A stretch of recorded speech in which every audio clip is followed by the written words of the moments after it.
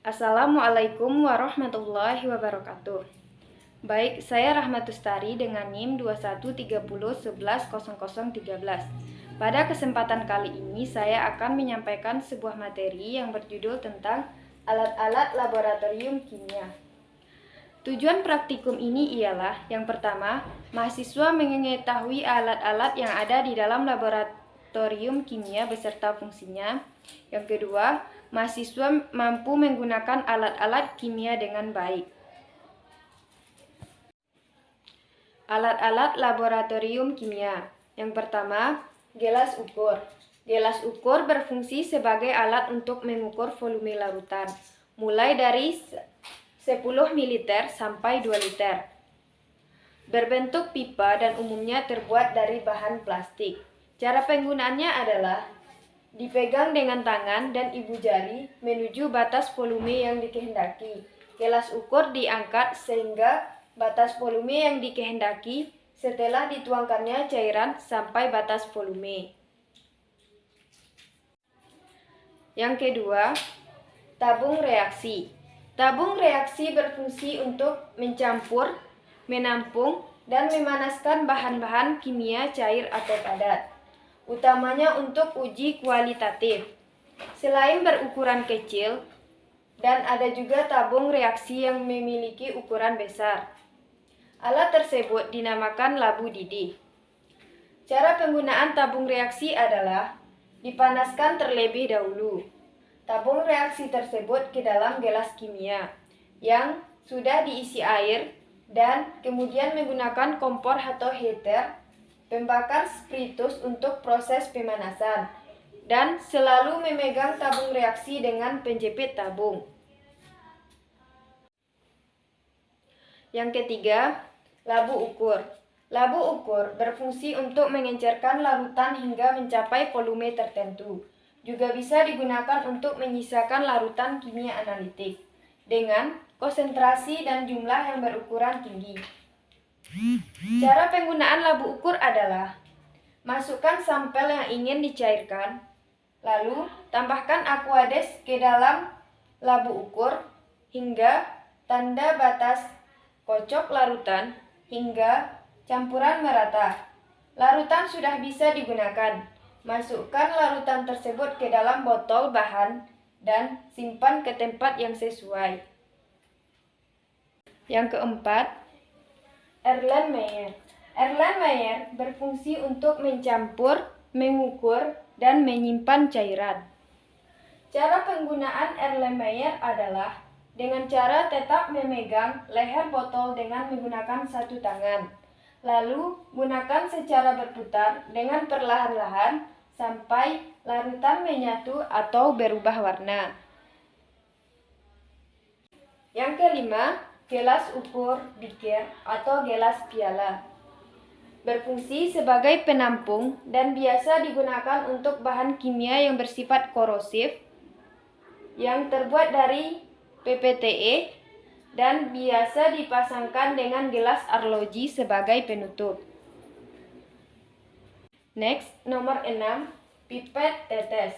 Berfungsi untuk memindahkan cairan atau larutan ke dalam wadah dengan berbagai ukuran volume. Cara penggunaan pipet tetes adalah bagian bola karet yang ada di atas pipet dipencet kemudian dimasukkan ke dalam cairan. Lalu, saat pipet dimasukkan, dipencet, lalu lepaskan. Dan diangkat pipet dari cairan, lalu pindahkan ke wadah lain. Yang ketujuh, pipet ukur. Berfungsi untuk mengukur volume cairan. Cara penggunaan pipet ukur adalah pasang rubber bulb ke pipet ukur, sedot cairan yang dibutuhkan ke dalam pipet ukur, dengan dibantu filter hingga memiliki volume yang diinginkan. Next, nomor 8, pipet volume atau gondok. Berfungsi untuk mengambil larutan dengan volume yang tepat dan sesuai dengan label yang tertera pada bagian yang menggelembung tersebut. Cara penggunaan pipet volume atau gondok adalah dengan memasukkan sedikit cairan yang akan dipindahkan ke dalam tabung, kemudian posisikan pipet secara horizontal. Lalu, putar sedemikian rupa agar cairan menyentuh semua permukaan dalam pipet. Buang cairan tersebut ke tempat pembuangan. Nomor 9. Penjepit tabung reaksi. Penjepit tabung reaksi berfungsi untuk menjepit tabung reaksi di saat proses pemanasan atau untuk mengambil kertas saring dan benda laboratorium lainnya. Cara penggunaan penjepit tabung reaksi adalah peganglah bagian ujung yang panjang, kemudian tekan bagian penjepit dengan jari tangan dan telunjuk. Selanjutnya, arahkan bagian depan ke arah tabung reaksi hingga tabung reaksi masuk ke dalam penjepit. Lalu, lepaskan tekanan sehingga tabung reaksi bisa terjepit. Nomor 10. Plat tetes. Plat tetes berfungsi sebagai penguji keasaman suatu larutan atau mereaksikan larutan. Cara penggunaan plat tetes adalah letakkan kertas lakmus yang telah dipotong menjadi bagian yang kecil, kemudian teteskan larutan yang ingin diperiksa sifat asam basanya. Nomor 11. Mortar dan alue atau pastle berfungsi untuk menghancurkan atau menghaluskan suatu bahan atau zat yang masih bersifat padat atau kristal. Cara penggunaan mortar dan alue atau pastle adalah masukkan sampel ke dalam mortar dan tumbuk dengan perlahan menggunakan alu. Nomor 12. Kawat kaca. Kawat kaca berfungsi untuk menahan beaker atau labu.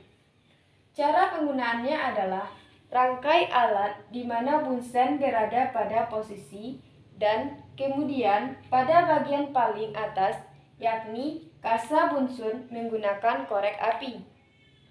Selanjutnya, kita dapat meletakkan bahan yang akan dipanaskan dengan wadah pada kasa kawat. Nomor 13. Corong pisah. Corong pisah digunakan dalam proses ekstraksi cair, yaitu proses memisahkan komponen-komponen fase pelarut dengan densitas yang berbeda. Cara penggunaan corong pisah adalah larutan dimasukkan dalam corong dari atas dengan corong keran ditutup. Corong ini kemudian ditutup dan digoyang dengan kuat. Lalu, untuk membuat dua fase larutan tercampur, corong ini kemudian dibalik dan keran dibuka untuk melepaskan tekanan uap yang berlebihan. Nomor 14. Batang pengaduk. Batang pengaduk berfungsi untuk mencampur cairan dengan bahan kimia untuk keperluan praktek di laboratorium. Nomor 15. Gelas kaca atau gelas arloji berfungsi penutup gelas kimia. Ketika tengah proses pemanasan sampel sebagai tempat untuk mengeringkan padatan dalam desikator sebagai tempat unsur menyimpan bahan yang akan ditimbang. Cara penggunaan gelas kaca atau gelas arloji adalah untuk larutan yang tidak berwarna, maka kita hanya perlu melihat batas meniskus cekung pada bagian bawah. 16. Buret. Buret berfungsi digunakan untuk titrasi dengan posisi tinggi atau bisa juga untuk mengukur volume suatu larutan dan cocok digunakan untuk keperluan analisis volumetri kualitatif.